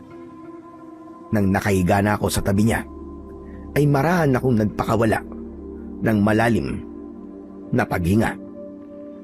Nakangiti akong tumingin sa kawalan habang inaalala ko ang ginawa kong pakikipaglaban doon sa aswang. Hindi ko akalain na magagawa ko siyang mapaatras at ramdam kong natakot siya sa akin. Pero ang totoong nagpasaya sa akin ay ang katotohanan na meron akong isang buhay na nailigtas. Ganun pala ang pakiramdam na merong naililigtas. Sobrang sarap na parabang kahit habang buhay akong magligtas ng magligtas, ay kayang-kaya ko yung gawin. Kinaumagaan, dahil madaling araw na akong nakatulog, ay hindi ako nagising sa oras ng normal kong paggising. Kung hindi pa nga ako ginising ni Lolo Victor, ay hindi pa sana ako babangon. Sinabi niya sa akin na nakahanda na ang almusal at kakain na kami. Sandali akong nagmumog at saka ako pumwesto ng upo sa aming hapagkainan. Mukhang ngayon ka lang yata ulit tinanghali ng gising ka. Nagpuyat ka ba kagabi? Ha? Hindi po. Hindi lang po kasi ako makatulog kagabi. Hindi ko nga po alam kung bakit eh. Oo nga pala. Dumaan dito si Kapitan. Po? Bakit po? May sinabi po ba siya sa inyo? Tungkol sa akin? Wala naman. Bakit naman ganyan ang reaksyon mo? Bakit? May kailangan ba sabihin si Kapitan tungkol sa iyo? Wala naman po. Ano po bang dahilan? Bakit po nagpunta rito si Kapitan kanina? Ang sabi niya ay pumunta ka raw sa bahay niya mamaya at meron yatang sira na naman sa linya ng kuryente niya sa bahay niya. Pumunta ka roon at sayang naman ang kikitain mo ron. Kala ko naman kung ano na. Sige po. Pagkatapos po nating mag-almusal, ay pupunta po ako kay Kapitan. Oo nga pala. Kanina nang bumili ako ng pandesal ay narinig ko sa usap-usapan ng mga tao na may inatake na naman pala kagabi ng aswang. Ha? Talaga po? Nasa ospital na raw yung inatake. Sugatan, pero mabubuhay pa naman daw. Mabuti naman po kung ganun. Salamat sa Diyos. At sabi rin ng mga tao, ay merong nagligtas doon sa lalaking inatake ng aswang.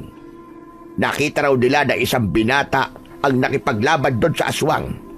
Sinabi nila na nagbalik na raw yung binatang nakabaskara na nakipaglaban noon sa mga aswang.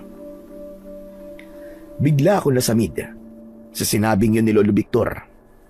Kahit mainit pa ang kape ko, ay dire-diretso ko yung ininom. Mas lalo tuloy akong nasamid. Matiim lang na nakatingin sa akin si Lolo Victor. Alam nating dalawa na hindi maaaring ako ang nakita nila. Dahil sa bukod sa hindi ko na kayang makipaglaban sa mga aswang, binata ang nakita nila. Hindi isang matandang lalaki. Umamin ka nga sa akin, Erneng. Ikaw ba ang binatang nakasuot ng maskara na nakipaglaban sa aswang kagabi? Po, hindi po ako yun, Lo. Paano naman po ako magiging ako yun? Nandito lang po ako buong magdamag sa bahay. Saka panigurado po na magigising kayo kapag aalis ako, di ba, Lo? Isa pa po, hindi ko nga po alam kung nasan po yung anting-anting at maskara nyo kasi ang sabi niyo po sa akin, tinapon niyo na po yun. Paano mo ipapaliwanag na may isang binatang nakasuot ng maskara na nakipaglaban sa aswang kagabi? Ang sabi pa nila ay naglabas ng kuryente ang kamao ng lalaking yon. Baka naman po merong nakapulot ng anting-anting nyo nung tinapon nyo po yun. O hindi po kaya may iba pang tao na merong kagaya ng anting-anting nyo. O di ba posible naman po yun, Lou eh. Siguraduhin mo lang na nagsasabi ka ng totoo. Dahil kapag nalaman kong nagsisinungaling ka, ay nako, talagang magagalit ako sa iyo. Ayoko na sinusuway mo ko, Erneng, ha? Hindi kita pinagbabawalan na makipaglaban sa aswang nang wala lang. Ang kaligtasan mo lamang ang iniisip ko. Huwag po kayong mag-alala, Lo. Hindi po ako yung binatang nakamaskara na yun. Takot ko lang po sa inyo. Yumuko ako at itinuon ko na lang ang aking atensyon sa pagkain. Pero kahit hindi ako nakatingin kay Lolo Victor, ay ramdam ko pa rin ang mabigat na tingin niya sa akin. Panay ang dasal ko na sana ay naniwala siya sa akin dahil kung hindi, sigurado ko na babantayan na ni Lolo ang bawat kilos ko. Kapag ganun ang nangyari, ay mahihirapan na akong gamitin ang anting-anting at labanan yung aswang. Sa mga nakalipas na gabi, ay wala nang pag-atake ng aswang ang nangyari sa aming baryo. Naisip ko na maaaring natakot na yung aswang na umatake sa baryo namin matapos ng aming paghaharap. Kasabay noon ay naging maugong din ang usap-usapan na bumalik na nga raw ang binatang nakamaskara na nakipaglaban noon sa napakaraming aswang. Nang mga sandaling yun, talagang naramdaman ko ang pagbangon ng pag-asa ng mga tao na matatapos na ang pananalasa ng aswang sa aming lugar. Hanggang sa sumapit na ang unang gabi ng pagbubukas ng peryan sa may plaza. Kahit medyo masama ang panahon at umaambon, ay hindi nagpapigil ang ilang mga tao na magtungo roon at kabilang na kami roon ng kaibigan kong si Waldo. Si Lolo Victor naman ay ayaw sumama sa amin at nagpaiwan na lamang sa bahay. Nagdala lang kami ni Waldo ng tig-isang payong para meron kaming proteksyon sa ambon. Tignan mo, Chong. Kahit masama ang panahon, marami pa rin nagpunta rito sa may peryahan. Sa bagay, unang gabi to ng pagbubukas nitong peryahan, kaya kahit siguro bumabagyo, marami pa rin pupunta dito, di ba? At sabihin mo, malakas ang loob ng mga tao na lumabas ng ganitong oras kasi alam nila na nagbalik na yung binatang nakamaskara na tagapagligtas natin. Kaya kahit umatake yung aswang na yun, ay meron na magtatanggol sa atin. Hindi na lang ako sumagot sa sinabing yun ni Waldo. Maya-maya pa ay naglaro na kami ng color game. Hindi rin namin pinalampas ang bingo at doon kami nagtagal ni Waldo. Ngunit sa gitna ng aming paglalaro ay narinig namin ang biglang sigawan ng mga tao sa kung saan. Nang sandaling yon ay tuluyan ng bumuhos ang malakas na ulan na sinabayan pa ng manakanakang pagguwit ng kidlat sa kalangitan. Hala, Chong! Ano nangyayari? Bakit nagkakagulo ang mga tao? Waldo, mabuti pa umuwi ka na. Titignan ko lang kung ano nangyayari. Bilisan mo! Hindi ko na hinintay ang sasabihin sa akin ni Waldo. Nagmamadali akong tumayo at tumakbo ako sa mga taong nagkakagulo. Labis akong nagulantang nang makita ko na inaatake ng aswang ang mga tao. Susugod sana ako, pero napagtanto ko na wala pala sa akin ang anting-anting. Kaya naman, nagmamadali akong umuwi sa aming bahay para kunin yon. Dumiretso ko sa likod at kinuha ko ang pala para hukayin ang anting-anting at maskara. Mabilis kong hinukay kung saan nakabaon ang mga yon. Pero labis ako nagtaka dahil wala na roon ang anting-anting at maskara ni Lolo Victor. Nagulat ako nang biglang dumating si Lolo na hawak ang anting-anting at maskara.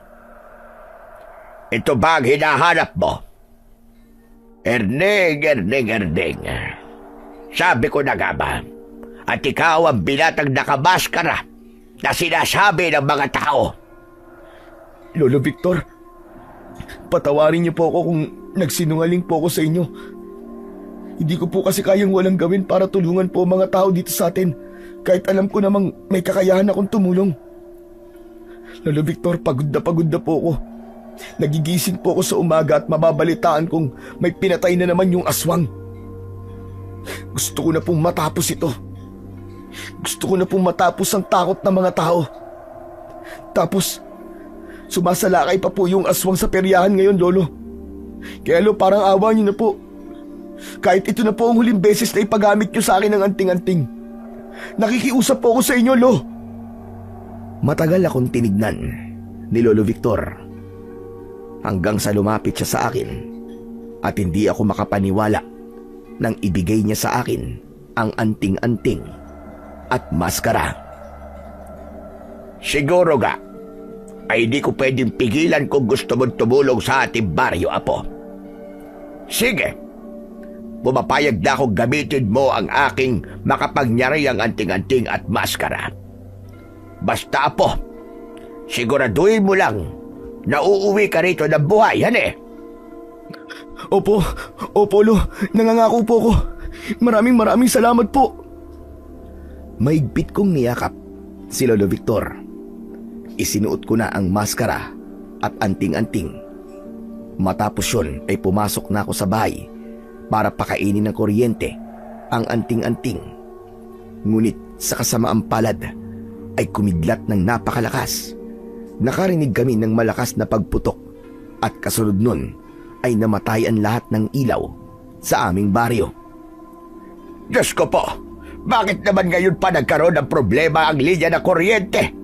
Erding, huwag mo munang hanapin ang aswang.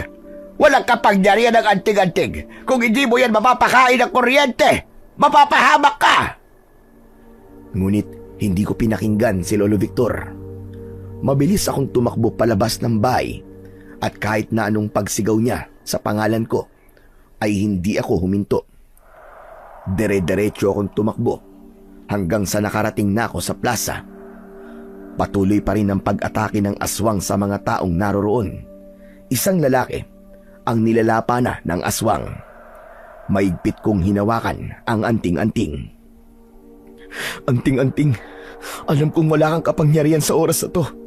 Pero kahit proteksyon lang ang ibigay mo sa akin, nakikiusap ako sa'yo. Buong tapang kong sinugod yung aswang. Malakas kong sinuntok ang likod niya, pero dahil walang kapangyarihan ng anting-anting, ay walang kuryente na lumabas sa aking kamao. Mabilis na humarap ang aswang sa akin at napaatras ako nang malakas siyang umangil. Tumalon ng aswang pasugod sa akin. Sinalubong ko siya, pero masyadong mabilis ang kanyang galaw. Tinamaan ako ng matatalim niyang kuko sa balikat at malakas akong napasigaw dahil sa labis na sakit. Humabol ako ng suntok, pero mabilis na umiwas ang aswang at sinipa niya ako sa sikmura. Napaluhod ako at halos panawan ako ng ulirat. Pinilit kong tumayo, pero muli akong sinugod ng aswang. Tinulak niya ako at tumilapon ako. Umikot ang paningin ko. Kahit nangihina, ay pinilit ko pa ring lumaban. Pero wala akong naging laban sa aswang. Tila pinaglalaruan lang niya ako ng mga oras na yon sa sunod-sunod niyang pagkagat at pagkalmot sa iba't ibang parte ng aking katawan. Nang muli akong sugurin ng aswang, ay umatras ako at napahawak ang kamay ko sa bakal na poste ng ilaw sa plaza. Sakto na biglang kumidlat at bumagsak ang bultahe ng kuryente diretso sa poste. Tumagos sa kamay ko ang kuryente mula sa kidlat at pumasok yon sa aking anting-anting. Nanlaki ang mga mata ko nang magsimula ng maglabas ng kuryente ang aking mga kamay. Naramdaman ko rin ang lakas na bumalot sa aking katawan hanggang sa kahuli-huli ang himaymay ng aking laman. Matiim kong tinignan ng aswang na bahagyang napaatras nang makita ang nagliliwanag kong mga kamao. Ngayon palang magsisimula ang totoong laban at sisiguraduhin kong hindi ka na makakatakas pa sa pagkakataong ito. Anak ka ng teteng! Tumayo ako ng mas matatag. Muling umatake ang aswang, pero sa pagkakataong yun ay nagawa ko ng salubungin ng pag-atake niya. Isang mabilis na suntok ang pinatama ko sa dibdib ng aswang at tumilapon siya ng ilang metro. Mabilis ko siyang nilapitan at pinaulanan ko siya ng magkakasunod na malakas na suntok sa iba't ibang parte ng kanyang katawan. Ang bawat suntok na pinapakawalan ko ay nagpapakawala ng napakalakas na boltahe ng kuryente na maihahalin tulad sa kidlat. Hanggang sa bumulagta na ang aswang sa lupa. Naghihingalo na siya at halos hindi na makagalaw. Tumayo ako sa tabi niya at galit na galit ko siyang tinignan. Hayop ka! Sa gabing ito, tatapusin ko ng kasamaan mo. Marami ka ng kinuwang mga inosenteng buhay. Kaya walang ibang maaaring maging kaparusahan sa'yo, kundi ang kamatayan! Mariin kong ikinuyom ang aking kaliwang kamao at buong puwersa ko yung isinuntok sa dibdib ng aswang. Nagpakawala ng malakas na boltahe ng kuryente ang aking kamao at dumalo yun sa katawan ng aswang. Hindi ko inalis ang kamao ko sa dibdib ng aswang hanggang hindi nauubos ang kuryenteng inilalabas ng anting-anting. At sa wakas, tuluyan nang nawalan ng hininga ang pesteng aswang. Nakita ko ang mga taong nakapaligid sa akin na masayang-masaya sa pagkakapatay ko sa aswang. Ginamit ko ang natitira kong lakas para lumayo. Tumakbo ko sa gitna ng ulan. Kailangan ko kasing makaalis kagad dahil baka makilala ko ng mga taong naroroon. Hindi nagtagal ay nakarating ako sa magubat na bahagi ng aming baryo. At doon ko naramdaman ang sakit ng mga sugat sa aking katawan hanggang sa tuluyan na akong nawalan ng malay. Ang huli kong natatandaan ay ang malakas na pagbagsak ko sa basang lupa. Nang magkaroon na ako ng malay, ay hindi ako makapaniwala na nasa loob na ako ng aming bahay. Nakahiga ako sa papag at puno ng benda ang aking katawan. Ang una kong nakita ay si Lolo Victor na nakangiti sa akin. Lo, paanong nandito ako? Nung tumakbo ka matapos mong patayin yung aswang, ay sinundan kita kagad. Mabuti na lang at ako nakakita sa'yo. Nang nawalan ka ng malay, agad kita dinala rito sa bahay para gamutin ang mga sugat mo. Maraming salamat po, Lo. Pero sorry po kasi umuwi po ako ritong sugatan. Ay, nako. Huwag mong isipin yon. Ang importante ay buhay ka at nagawa mong patayin ang pesteng aswang na yon. Pambihira ka, Apo. Ipinagmamalaki kita. Hindi ako makapaniwala nang kunin ni Lolo Victor ang isa kong kamay at inilagay niya roon ang anting-anting at maskara. Simula ngayon, Apo, ay di na kita pagbabawalan na gamitin ang mga yan. Dahil naniniwala ko na hindi pa yon ang huling laban mo sa mga aswang. Kaya gamitin mo ang mga yan kung kinakailangan. Ipagtanggol mo ang mahihina. Ipagtanggol mo ang ating baryo laban sa mga aswang. Maluwa-luwa kong niyakap si Lolo Victor. Paulit-ulit akong nagpasalamat sa kanya dahil sa wakas ay tuluyan niya nang ipinamana sa akin ang kanyang makapangyarihang anting-anting. Makalipas ang 1 buwan ay unti-unti nang bumalik ang lakas ko.